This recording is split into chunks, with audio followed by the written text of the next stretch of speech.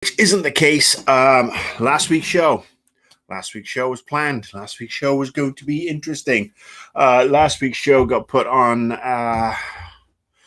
got kiboshed because my darling wife broke her ankle. And while I should have been standing here a week ago talking to you, I was at the orthopedic office with my wife while she was getting plastered up. So yeah, she's recovering. Obviously, some of you know this because it's your Facebook friends, or you saw one of the posts on Twitter. So thank you for the nice words and the nice wishes. But yes, she's recovering, but she had a cast on for a week, and now she got a boot on, and it's been interesting. She did the same thing 3 years ago, in fact, which is with the other ankle. So her ankles, me, chest, it's just that's what we do. Those are our Achilles heels, if you will, although hers is nearer her heel than obviously my chest is. So yeah, I couldn't do the show last week, so for that I apologize, but I'm back, and obviously I want to do some fun stuff this week, but this is the most quiet time of the year for games, and I find it quite ridiculous that it is, to be honest with you,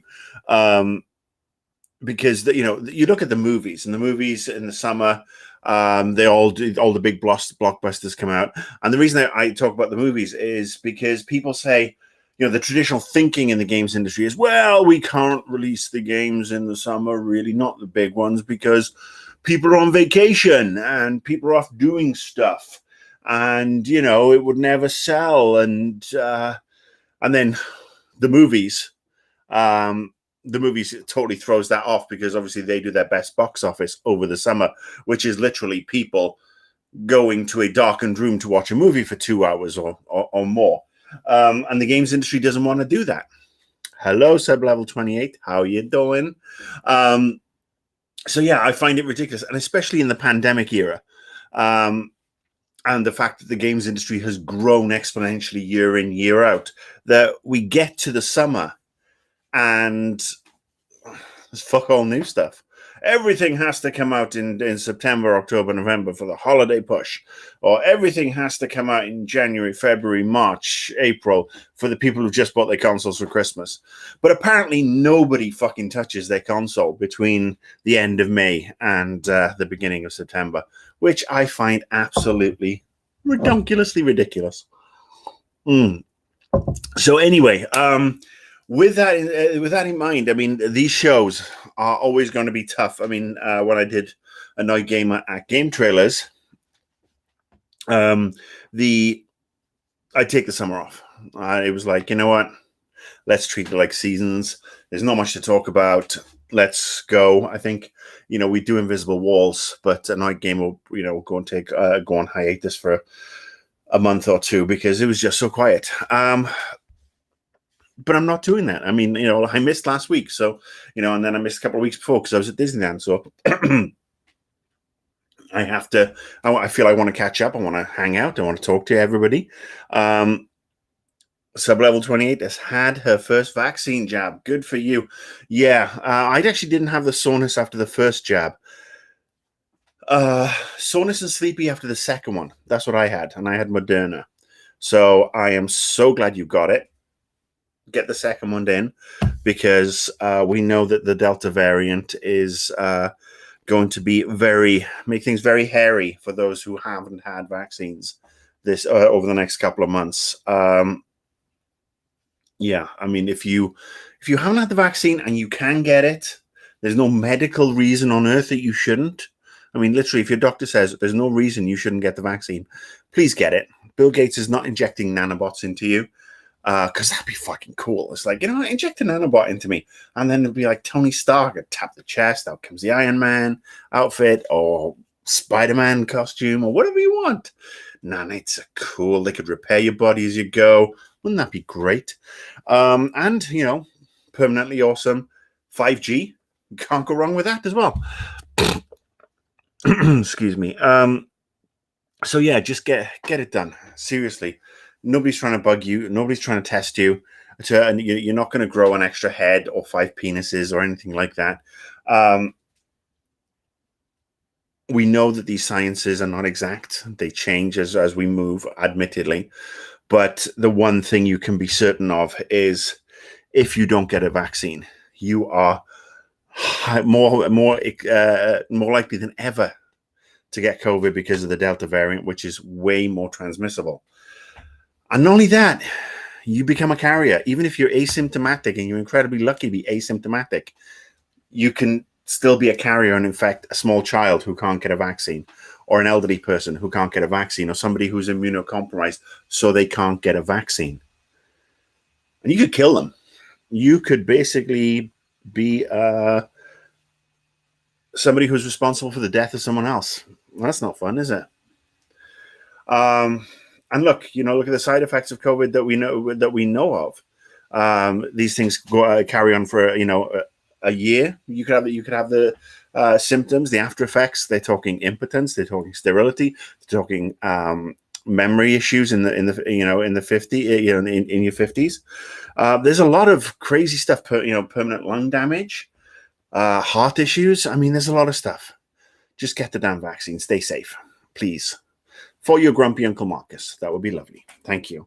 So good to know that Sublevel 28 has got her second jab scheduled. Fantastic. Everybody get it. Let's kick this virus. Kick it in the balls. So what am I going to talk about today? Good question. Oh, actually, you want to know what I'm going to talk about today? All right. Well, thankfully, from the Discord group, who've been very quiet recently, they've all been on vacation too. I think everybody's kind of checked out. Matty, who's a Patreon subscriber, sent me 3 really good questions when I asked, and has helped out a lot there. He always asks some really, really good stuff. So thank you, Matt. And so let's tackle those questions right now. I mean, hang on, breathe. Oh, look at that. We're up to 8 people. Hello, 8 people. Say hi in the chat room. Hello, hang on. Here we go.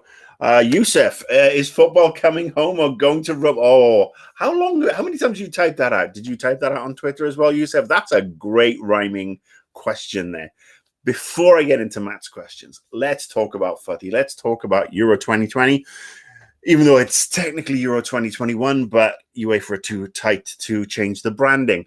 We're halfway through the quarterfinals, in fact. And I understand that, I watched Spain go through against the Swiss today. And I'm guessing Belgium just went out to Italy. So Italy are through to the semis, as are Spain. They will play each other, which is interesting because, let's face it, form with Italy. They have looked so efficient. They've played so well in every game, I think, bar their last game, not the one today, the last game, where it really wasn't, didn't really click for them until the very end. But I watched them in the same group as Wales, and I watched them dismantle Switzerland, Turkey, and indeed Wales. I mean, we only lost by a goal, but it could have been 6. It really could have been. So, yeah, I can't see beyond Italy for the finals. And then in the other side of the group, well, we have 4 teams left. And tomorrow, Denmark and the Czech Republic play. Czech Republic, they're a dark horse. They have been gradually playing themselves into form. They lost their group game against England, but they played quite well at times. Oh, got a little bit wobbly there. And then there's Denmark. Denmark, who obviously twatted Wales in the last round, 4-0. Yeah, I mean, Denmark, they have the Christian Eriksen thing going for them. Obviously, what happened to him, and, he's recovering at home, and that's fantastic. And I think they've got that adrenaline kicking in and that, doing it for him. I just don't think they've come up against a really good team yet. I think that one can go either way. And then it's England, Ukraine. And Ukraine have played well in patches, but they've had a couple of draining matches. And I think England might sneak it in Rome tomorrow night. setting up England and I don't know. It could be England and Denmark, to be honest with you, in the semis, and that's the big one. Yeah, I mean, England, Italy in the final would be absolutely phenomenal because they, on paper, they're the two biggest teams left. I mean, assuming Italy get past Spain, of course. So, yes, yeah. Is football coming home or is it going to Rome? Well, I reckon. Well, the final is going to be in Wembley, so we'll see. But will the trophy go to Rome? Yeah, I think the trophy might go to Italy. They're looking so good. So yes, that was it. That was my sport. That was your football/soccer break. Thank you for tuning in. And then, of course, the other thing, sports thing I'm going to be talking about over the next couple of weeks, once we get beyond the Euros, is the rugby, the sport of my nation, and that's the British and Irish Lions playing South Africa. And thankfully, I get access to all the games thanks to Peacock, which is the NBC app over here. They have the rights to the Lions tour. So tomorrow morning, I am going to have picture-in-picture because the first Lions game is on at the same time as Denmark and the Czech Republic. So I'll have the Czech Republic on the iPad, and I will have the rugby on the big screen, and I'll be a happy boy. Okay, so back to the games, back to the pop culture, back to the stuff that you are here. Matthew Engelbart's in the house. Good to see you, Matthew. Yes, her ankle is recovering well. She is doing she's doing better. She's in a boot now. She's come out of the splint, the plaster cast. Yeah. So yes, it's actually really interesting. I mean, look, for the last year, for the last 4 really, since the heart attack, she's been looking after me. After the heart attack, it took a year for me to recover, and I slowly got back into doing things. And then I had the surgery a year ago, and that knocked me sideways, and it's just taken a year for me to really get up. But this has been a real kick in the ass because I'm doing everything now. I am cooking, cleaning, laundry, making sure she's okay, helping her to various rooms, clearing stuff out the way, running out for groceries, running for errands, getting medication. And it's still only a fraction of what she's done for me over the last couple of years, and I'm fucking exhausted. So it just goes to show what my wife has done for me over the last 4 years has just been absolutely biblical, and I'm incredibly grateful to her. And the only plus side of this is obviously serving to remind me, not that I'd forgotten, of how much she does do, but it's helping me on my Apple Watch exercise thing, so that keep my circles going. So I'm, getting enough steps in every day and counting exercise, and hopefully I've actually dropped 4.5 pounds in the last week, which is good. Just another 30 odd to go, because I am fat boy. Hello, Nexus 6 Batty. How are you, you replicant? David B, good to see you. So yes, that was thank you again for asking about my darling Mrs. and how she's keeping me all happy. So excuse me while I just gotta top up my drink. Oh, there you go. Today I'm on the very exciting Spindrift. The fuck is this? Lemon limeade. But I'm being classy. I'm not drinking out of a can. I'm drinking out of a mug. Oh, look at this mug. Oh. Tastes Marcusy.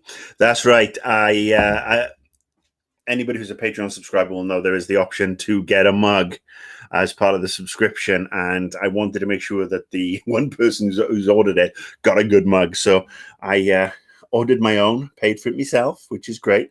But yes, this is me drinking out of me, and it's fucking cool and funny and silly. Anybody could get their face put on a mug, but I've never had my face put on a mug before. So great. I've had my face on a computer screen. I've had it digitized into a video game. I've had it on, like on TVs. I've been on TV. So yes, that's the mug. It's quite small. As I got big hands, who knows? But yes, if you are a Patreon subscriber, or if you're not a Patreon subscriber, and you decide that you want to give a crack at it, that's available on the third tier, I think. Anyway, yes, I just wanted to show that off. I haven't drunk out of it yet. It arrived like 10 days ago. So, Ricardo Estevez, Portugal is out, Euro's over. Look, I got to say, it was on. Look, Portugal were in the tough end of the group, and it's it's tough when every team comes goes home, and you think it's all over. I mean, I don't know who I'm rooting for right now, because honestly, I was kind of rooting for the Swiss today against Spain, because I love the underdogs, which is why I might be rooting for Denmark if they get through, or the Czech Republic. Obviously, being a Brit, I do have to root for England. I'm not one of these people who are like, well, I'll root for Scotland and Ireland and Wales, but not England because I'm Welsh. Blah blah blah. That counts in the rugby. In the rugby, I cannot root for the England rugby team, and that's just it's just against my culture. They take away my Welsh passport. But for the football team, wish them nothing but the best. Some of the fans, a little bit tossery, but we all have tossy fans, don't we? So, hello, Port Center. Hello. Might that be the Mr. Padden? Good grief. How are you, sir? But so, Ricardo, don't worry. Look, Ronaldo, he equaled the record. He will go on to break it. Diogo Jota got through. Diogo, my boy. Liverpool is going to have a big season for us next year. So I'm glad he's actually home. I'm glad Shaqiri's actually home. I'm glad Andy Robinson's home. I'm glad all the Liverpool players, one by one, I sort of like getting home and having preseason or having a break before preseason, so that we can be fully fit next season, and we don't have half the team on the treatment bench. So yes. So this is great. Everybody's here. Everybody's saying hi. Everybody's having fun. We've talked footy. Commiserations to everybody who's gone out. Look, my team got there. They went out in the last 32. So round of 16 or whatever it was. But hey, 2 Euros in a row, we've qualified out of our group. I'm so proud of that. What else am I going to talk about? I am going to talk about games, but I'm also going to talk about Loki. Because I forgot. Loki's been going on a couple of weeks now on Disney Plus. I hope you've been watching. It's really quite strange and quite fun. And yes, has everybody watched it? I hope you've been watching it. It's certainly different to Falcon and the Winter Soldier. A little more in the wheelhouse of WandaVision-ish, maybe. There's the whole time travel thing. It's funny, I was talking to my wife this week. We just watched episode 3 last week and then episode 4, and I turned to her and I said episode 3 in particular basically reminded me of a really good Doctor Who episode where budget was not an issue and they had a decent showrunner. Budgets on Doctor Who haven't been too bad, but we haven't had a decent showrunner since Moffat left. And that's saying something, because Moffat wasn't even perfect by any stretch of the imagination. But yes, Loki is very enjoyable. And if you watch the end credit scene of episode 4, that just was fun. Have you all been watching it? I don't know. So a couple of people have. If you haven't, look at just watch it, catch up that end credit scene in episode 4. Richard E. Grant. Not giving away anything else. Just Richard E. Grant. The guy who'd make a great Doctor, in my opinion, in his prime anyway, in his pomp. He was, of course, in the Christmas special opposite Matt Smith a couple of years ago. I say a couple of years ago, maybe even a decade ago now. Good God. The one with the snowman and the great intelligence. Richard E. Grant's great. I digress. So yes, Loki, loving it. Still don't know what the fuck's going on. Look forward to the last 2 episodes because it's only a 6-parter. And then, of course, we have Black Widow coming out next weekend. Ooh, I'm going to stream that at home, though. I am not going out to the movie theaters. Not yet. No, thank you. All right. D. Night Walker. Somebody else is. This is great. I think I should do this more often. I'll wait until the end of a football game, and then I'll stream directly afterwards because people come online. They're still amped from watching the game, and we can carry on. All right. Now then, I'm going to go to Matt's questions. Actually, Matt, who's in the house now. Let's see. According to Michael Pachter, the Series XS isn't moving much software. Not surprising. How long until publishers start to push back? Why would they bother spending the resources to take full advantage of the hardware when the game won't sell as well on an Xbox console? Okay, so obviously, yes, I can understand. I mean, Mr. Pachter, Michael, my old friend, has lots of inside knowledge, and he knows his stuff here. So it doesn't surprise me that the Xbox software is not shifting software. And we know why. Because Xbox Games Pass. Because Xbox Games Pass is incredible value for money. The ultimate try before you buy or try before you never buy. And people get to play it and carry on and carry on. Now, why would people want to push back? I can understand, we're not selling as many on Xbox. Well, Xbox, they pay some money. If your game drops on Games Pass, Xbox pays for it. Just like Netflix pays for content that they have. You have, I'm assuming the license is very similar. It's not permanent. That's why games step away from Xbox Games Pass after a while. You sign an exclusivity period. It's on there.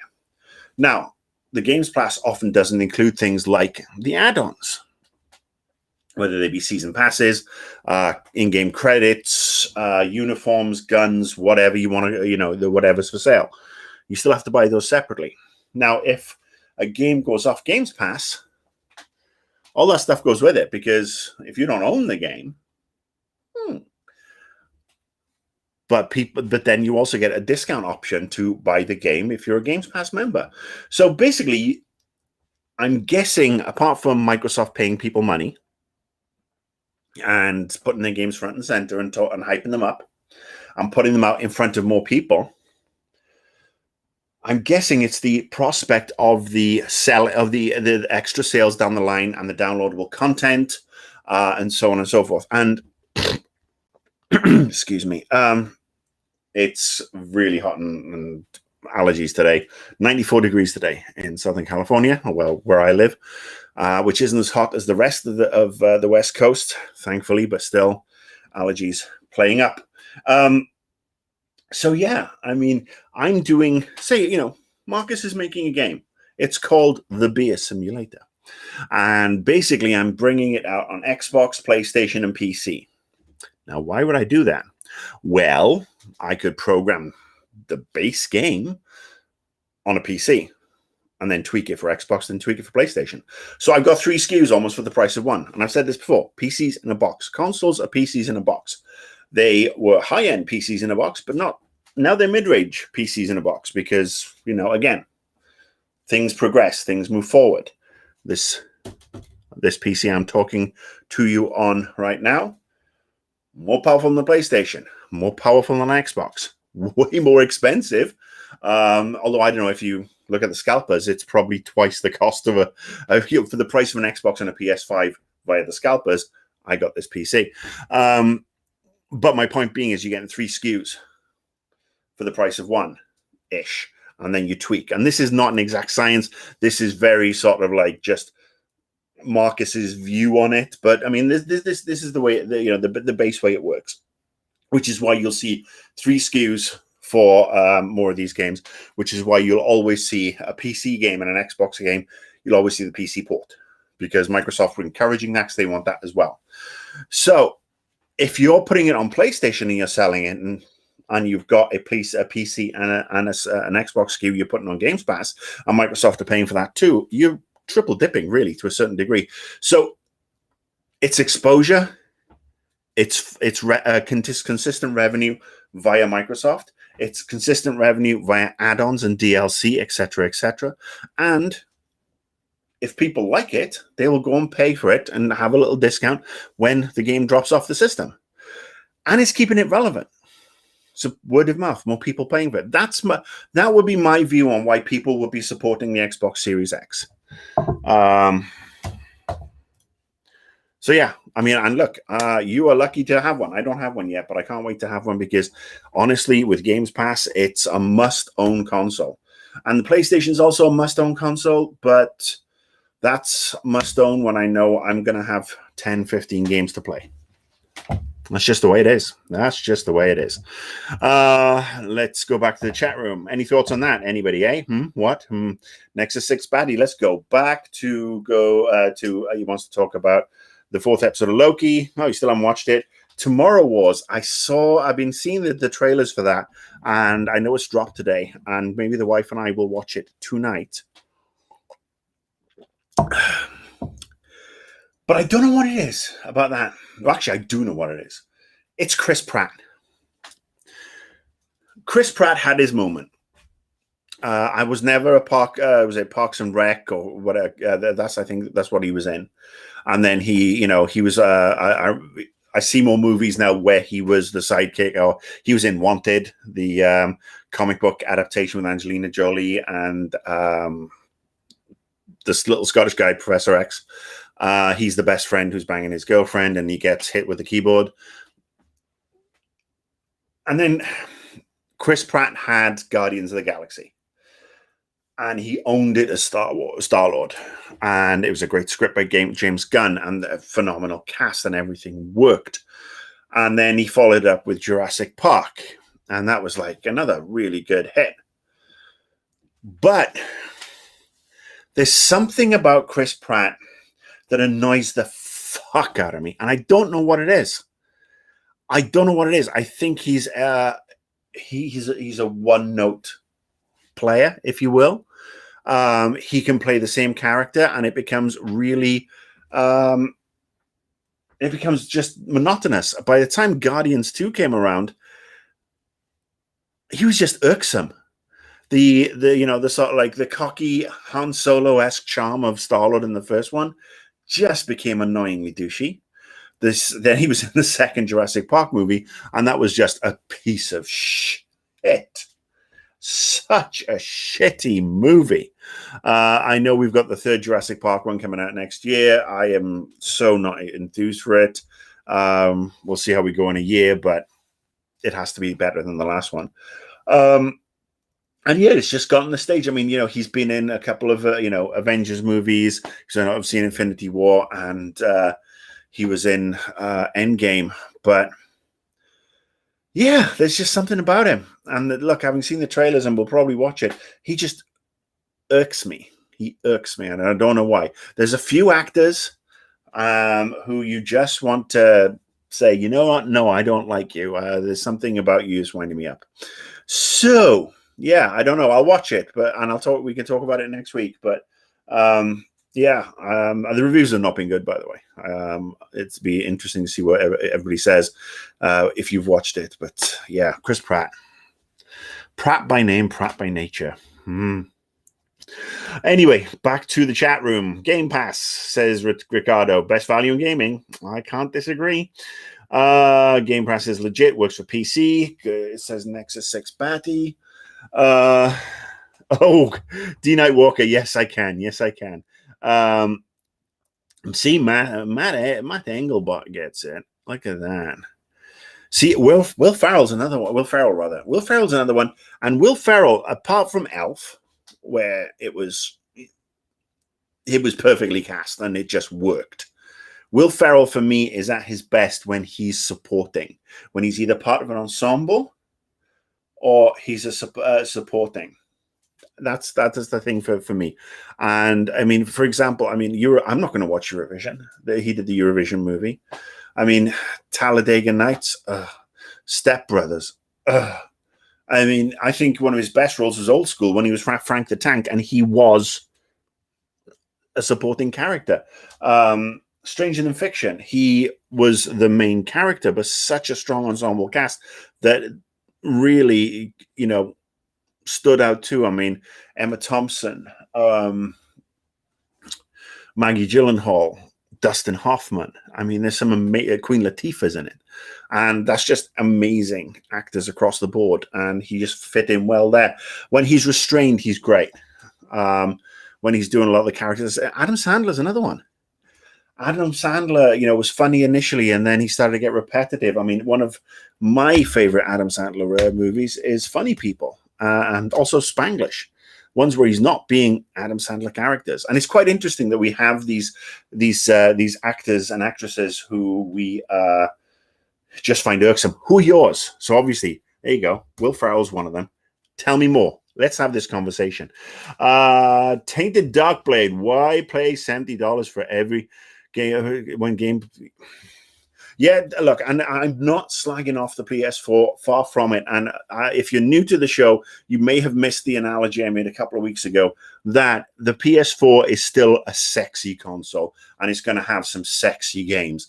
But it is the sports car you keep in the garage and only bring out now and again because the software is not there and there's not enough games.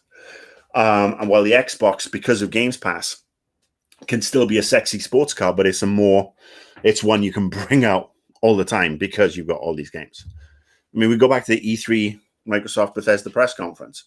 And it's like, boom, Game Pass, boom, Game Pass, boom, Game Pass, all day one.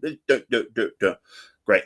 That's why when, the gods of restock allow, I'll be getting an Xbox. Let's see. And look, again, so I'm not criticizing it. And look, this is Ratchet and Matthew makes a great point again. Ratchet and Clank, Spider-Man, God of War, the sequel to Horizon Zero Dawn, The Last of Us, anything by Naughty Dog, to be honest with you, anything by Sony Santa Monica. A lot of the exclusive, those are just the games that I like on the PlayStation consoles. PlayStation has amazing games as exclusives. And that's why it's worth the price of admission to get a PlayStation and get these games. My issue is that, and it's not an issue as such, my observation is that if you have a PlayStation and you're playing $70, you can maybe have 2 or 3 of those games a year, but your regular play is going to be on an Xbox Series X or on a PC because you have so much to explore. And what Microsoft is doing is exposing us, exposing us to way more titles with the Games Pass. So you might actually try and find something new because you're already paying for the subscription. And again, it's like Netflix. It's like, oh, I'm going to go and take a chance on this random show from Korea, from South Korea, that I wouldn't normally watch. Why? Because I've already paid for it. That's the way it works. And there you go. And I think we're all in agreement that Sony does have some amazing exclusives. But I think Microsoft also has some amazing exclusives. And that's the beauty of console gaming, because no matter what you taste, you're going to find a console that really can make you happy. Let's see.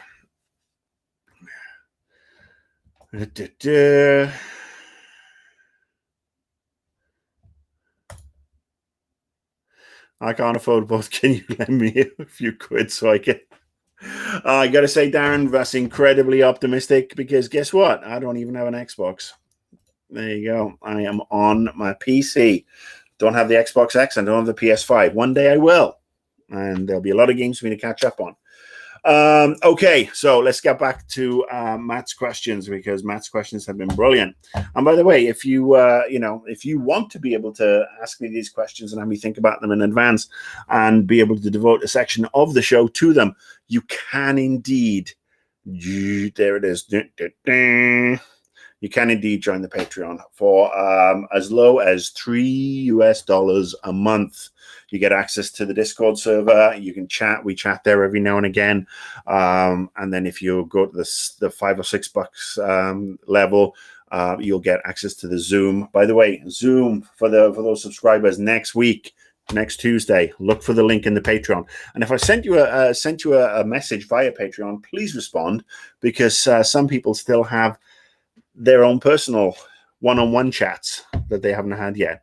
And then you look at tier 3, and as I said before, tier 3, oh, beery. Oh, look, it's just me with a beard, and I gotta say, water just tastes so much tastier. Oh, coming out of my head. So yes, there you go. Microsoft has Kojima's next game exclusive, says Nexus 6 Batty. That's interesting. I've read that too. This letter of intent from Kojima and Microsoft saying that Kojima is going to make his next game on the with Microsoft. We'll see. I mean, we all know that Microsoft, I mean, much like a British band always wants to crack America, Microsoft's America is cracking Japan. They've never been able to get a foothold in Japan with any of their consoles. Understandably, I mean, up against the PlayStation behemoth, which is very much ingrained into Japanese culture. So, yeah, maybe this will be their final. Oh, not final. Maybe it will be their final. We don't know if there will be a new Xbox after this. Maybe we will go to fully streaming with Game Pass, and you stream it to your machine. And the fact that I can play it on my iPad now, for God's sake, it's quite ridiculous. So yeah, do away with the console. Just have the streamy dongle or even smart TV. Who knows? Yes, but Microsoft have wanted that for such a long time, and more power to them.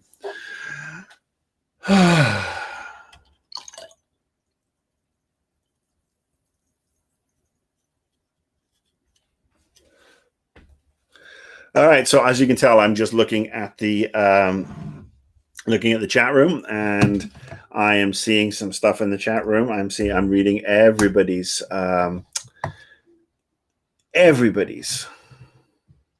comments, because that's what I do. And that's what I do. And what I do then. Okay, and then I'm going to go like that. I'm going to go like that. I'm going to go that. There you go. Oh, there you go. Look at that. Tommy's voice. Hey, man, am I slimming down? I'm working on it, but I'm wearing black. Black is very slimming. Yeah, so obviously somebody popped off some stupid comments, and I just kicked them out. There you go. Because that's the way I go, because some people think I'm stupid.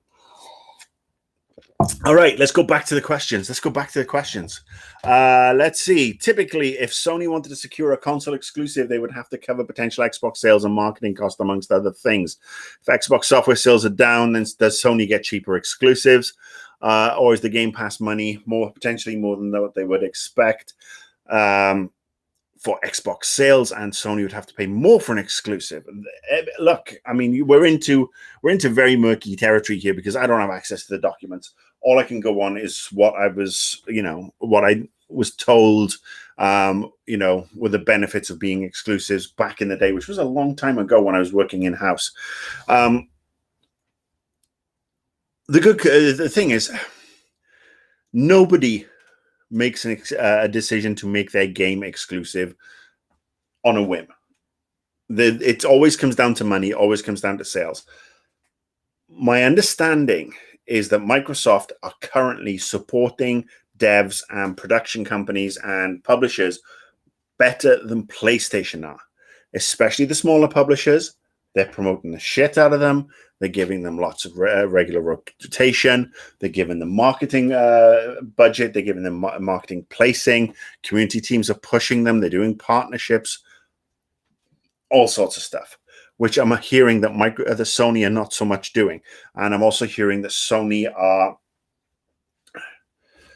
maybe charging a little bit more for certain licenses, perhaps, than they used to in the past. I mean, it's interesting. Sony has to honestly wake the fuck up. Sony has to wake up and get with the program. Sony has to realize that the market is evolving. For the longest time, Sony was the market, and what they did went, and that was it. And the PS3 eventually got good. The PS4 was great from the get-go, and it shook things up, and everybody, dragged the market up with them. But them setting the rules in mainstream console, and I'm not talking about Nintendo, including them in this conversation.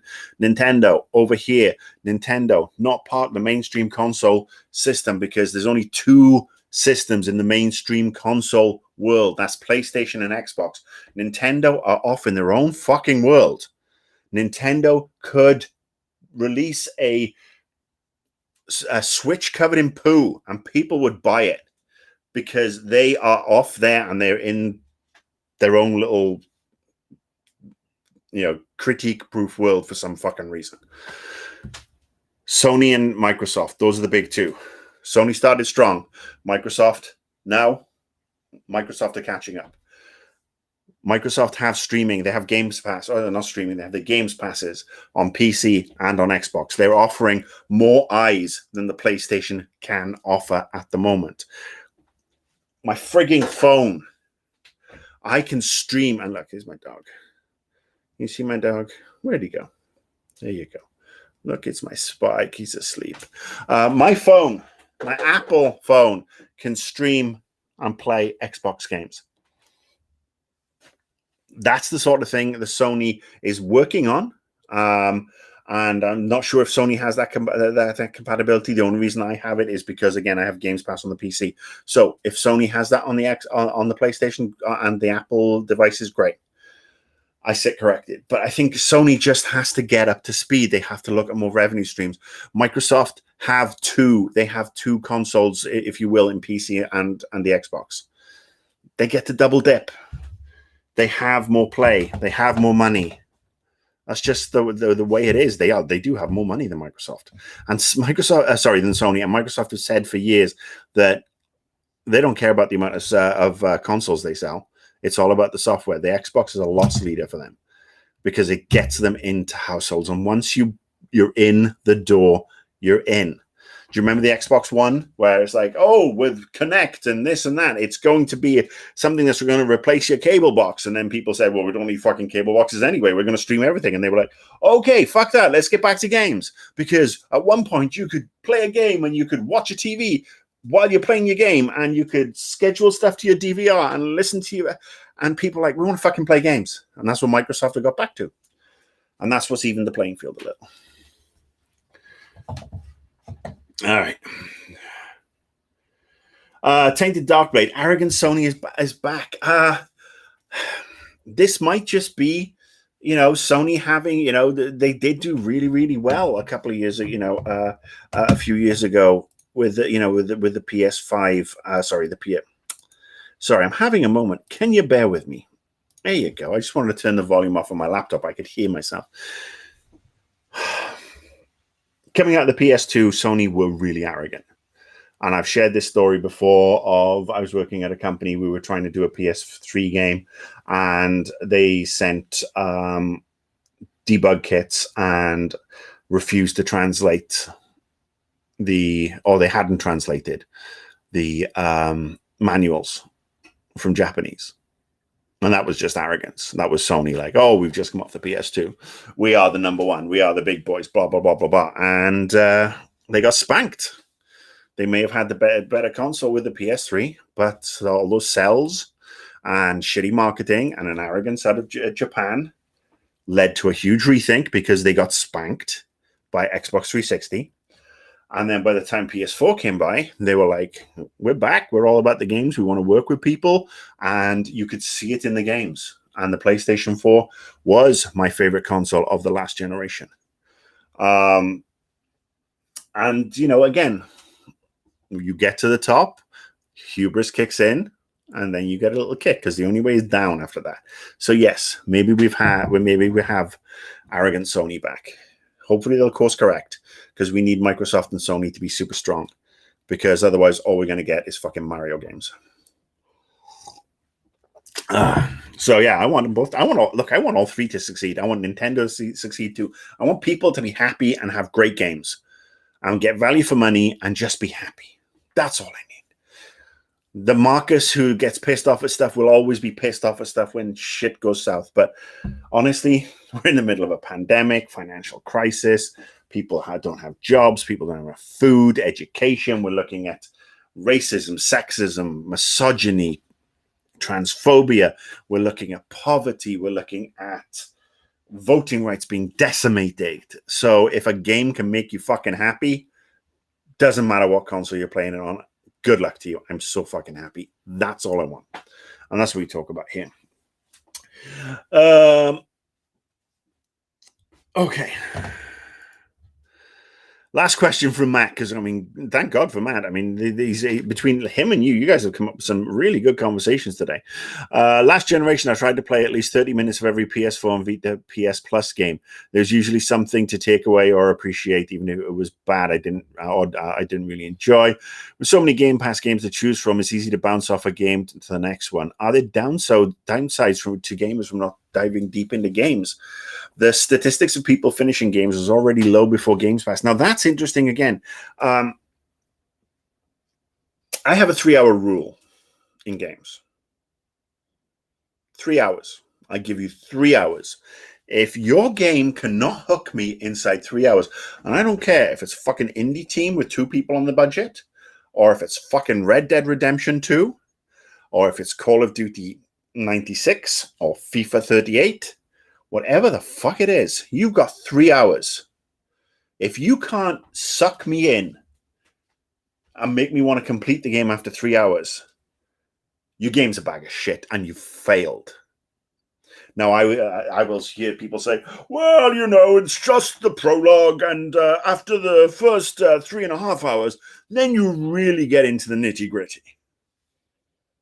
Fuck that. I'm sorry, 3 hours? That is 2 90-minute movies. That is an extra 3 hours in bed. That's, several chapters of a good book. That is 3 episodes of Lucifer. See, season 5, the final half of Lucifer, by the way. Ooh, let's talk about that another time. 3 hours. 3 hour limit. And that's the thing with Games Pass. I give every game I play on Games Pass 3 hours. I will say, I'm going to play you 3 hours, unless it's total wank. There are some games where I was like, oh, I've downloaded this, and oh, I've just decided to play that, and I'm done. Because you have games like Yakuza, or Yakuza, depending on how you pronounce it. If you Welsh, you go Yakuza, innit? So there you go. It's a game about the Yakuza. And I downloaded all the Yakuza games because they were on the PlayStation, on the Xbox thing. And I got bored stupid over having all these fucking cutscenes before I got the action. I'm like, fuck off. No, I'm not watching an interactive movie. This is exactly the problem I've had with, a lot of Japanese games over the years. This is why I don't do Final Fantasy anymore. Boom, done, gone. You've lost me. You should be able to hook somebody inside an hour for their game. If you can't hook them inside of 3, you're a fucking failure to me, and you're done. Look, going back to this thing about Games Pass, I mean, Games Pass exposes people to new things. And yes, you've got 2 trains of thought, or you can attack Games Pass in 2 different ways. The first way is the library way, which is, oh my God, and this is somebody who loves books. Oh my God, I'm in a library. Look at this book. I'm going to read this when I'm finished. Oh no, look at this book. This is different. And you slowly and methodically work your way through. Then there's the Vegas buffet, which is the Vegas hotels. They always have these amazing buffets where it's like pre-COVID anyway. Buffets are gone now because people breathe. But it's like, I've put down my $34.99 for the buffet at the Bellagio, and look at all this food. And I'm going to go all the way paid. Buy this, buy that, done. You can tackle Xbox. It's the same as Netflix. You can tackle any of these streaming systems either one of those 2 ways. And it's just up to you then on how much you get out of it.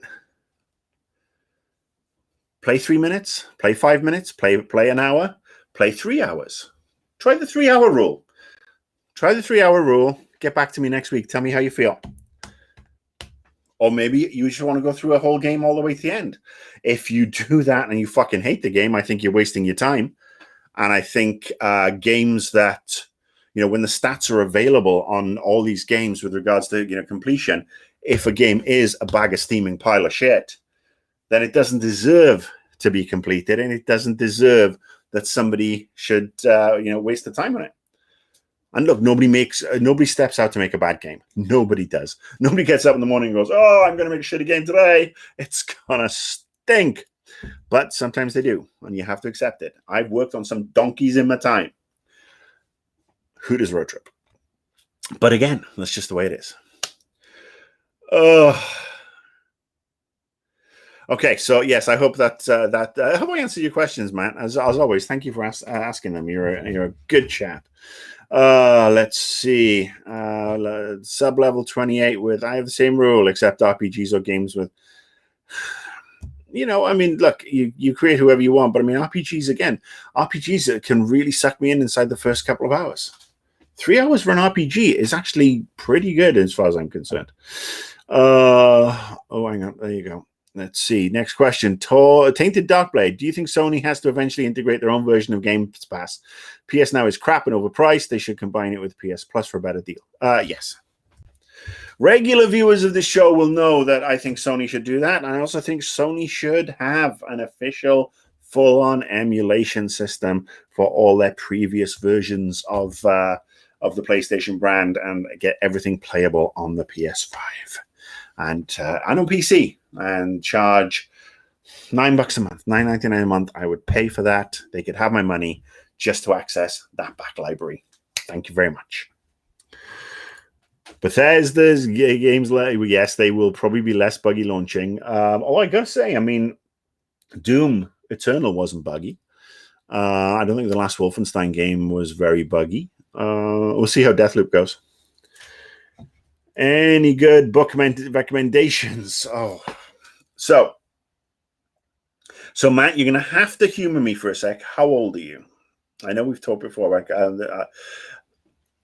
I'm going to talk about something that I stumbled upon in my teens, and it's a fantasy book series. But in my teens, we're talking 35 years ago. Fuck, I'm old. There's this book series called Spellsinger by an author named Alan Dean Foster. Now, Alan Dean Foster, I'm not sure if he's around anymore, but 70s and 80s did a lot of movie adaptations, the novelizations thereof, and I read a lot of his stuff. But he also did this original series of, I think it was 5 books, Spellsinger.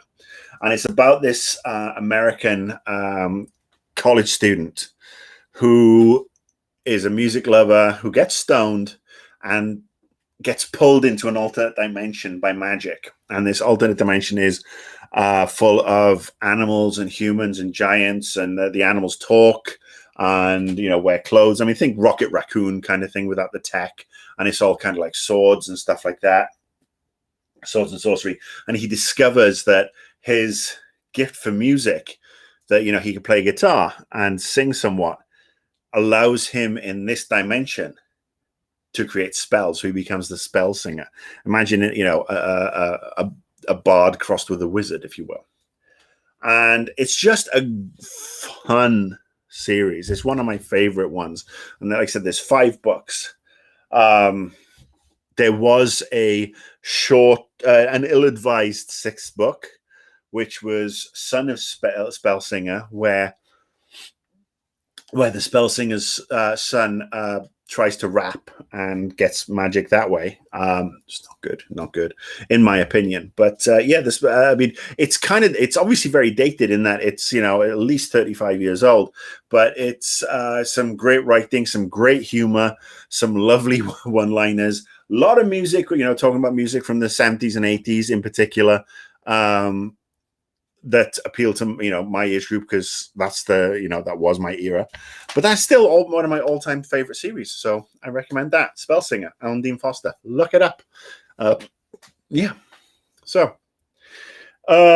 yes, I mean, look, Matt, I mean, this book came out 4 years before you were born. He's 32. So yes. So You may like it, you may not. You may want to see if you can get a digital copy cheap. What else with regards to my books? My books. Hang on. Well, look, the other thing, sci-fi or fantasy, is the Shadowrun books. Obviously, Shadowrun being the game, Shadowrun being the pen and paper game, the board game, and on Super NES and Genesis, and then Shadowrun Returns on PC. But there are a bunch of really good Shadowrun books from the early 90s that are very sort of like pulpy, film noir type, or detective noir, like they're just fun pulpy books. They're just great. So those I recommend, and I think those should be data mined by whoever's got the Shadowrun license now, and you could have so much fun with those games. I still love to see a Shadowrun MMO. On the subject of MMOs, how about that for nifty segue? Look at me. I'm getting better at my transitions. Interesting news. If you play KOTOR, The Old Republic, Knights of the Old Republic. Oh, sorry, not Knights. The Old Republic, the MMO. It's the 10th anniversary. Fuck, that makes me feel old again. But not only that, because it's the 10th anniversary, there's a new expansion coming out this holiday season, which is great. They're finally adding a new world, a couple of other new locations. I'm so looking forward to this. So, yes, if you have any interest in joining me in the Old Republic, let me know. Let's get a guild together. Let's all start from the beginning. We'll play as either Sith or whatever, and by the time where this new expansion comes out, we can all be at a certain level where we can enjoy it. So, yeah. Anybody who wants in. Sublevel 28 mentioned the Neil Gaiman, and Neil Gaiman obviously is an excellent author.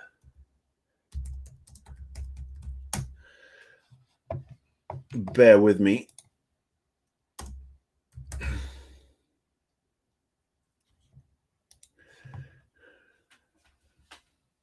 Hang on.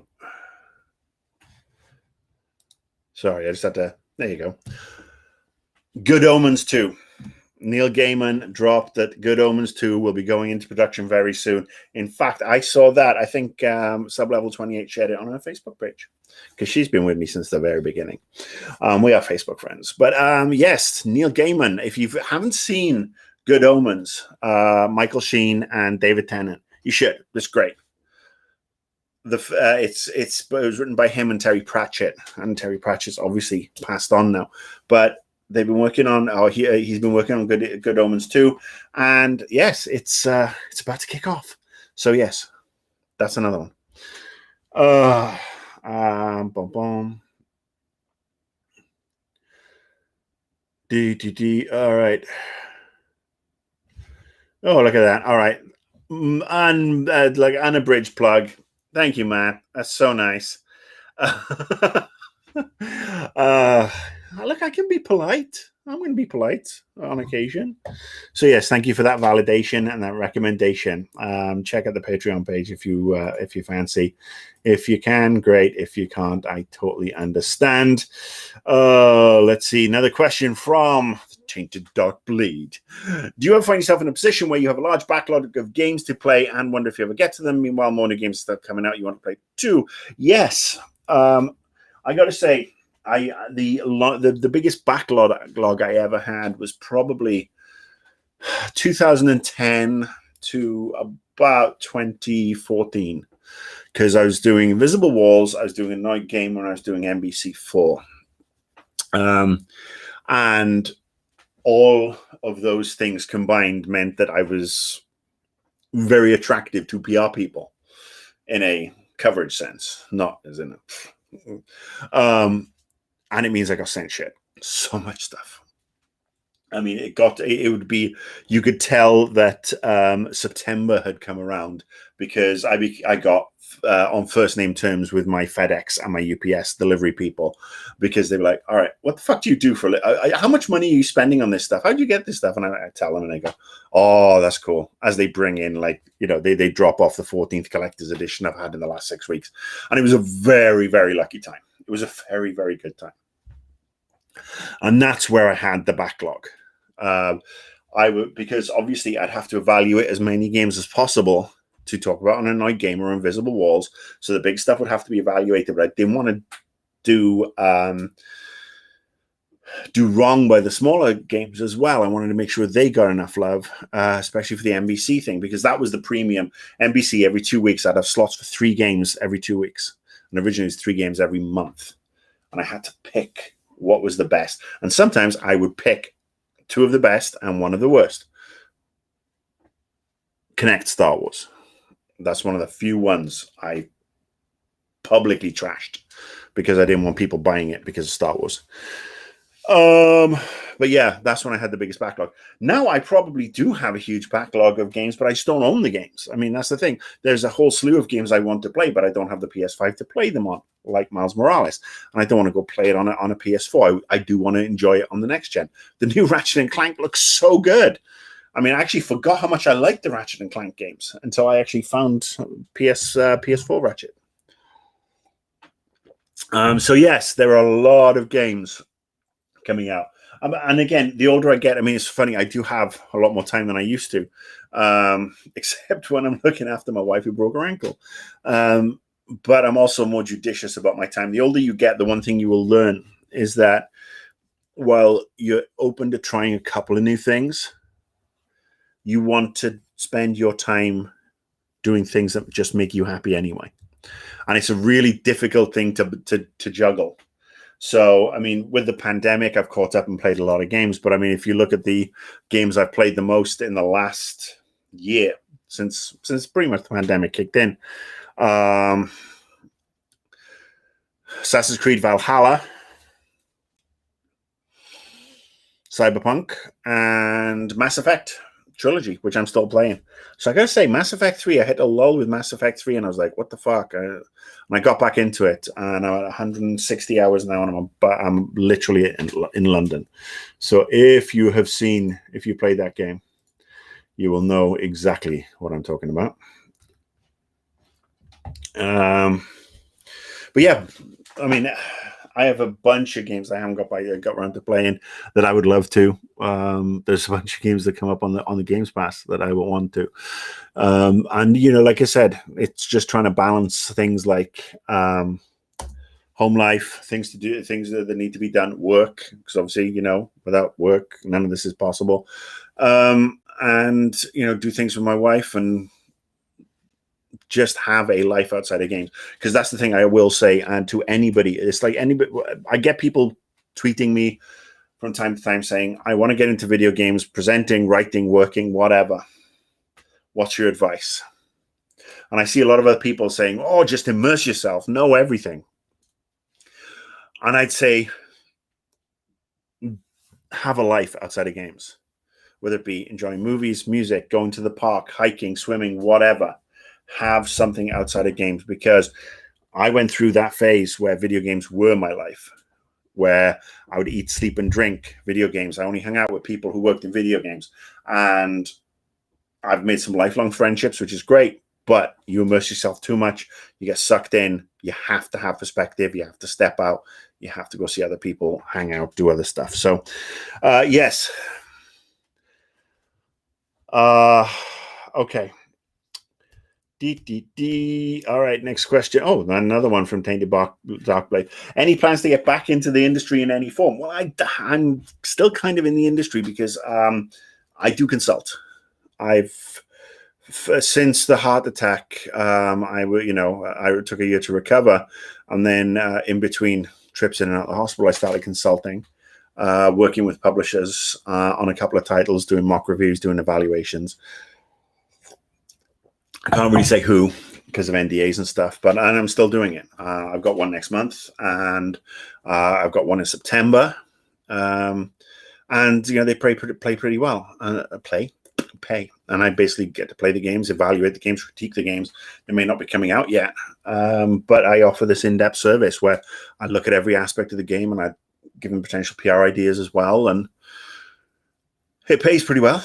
And yeah, I'm very lucky to be able to do that.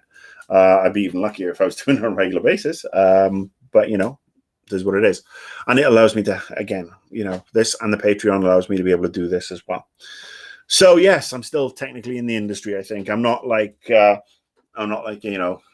totally immersed, but the pandemic has also put kibosh to that. But yeah, okay. So that's it. That was a fun show. Sorry, I kept on chatting away and rabbiting away here. We've been going for an hour. I'm going to take one last batch of questions if you have any.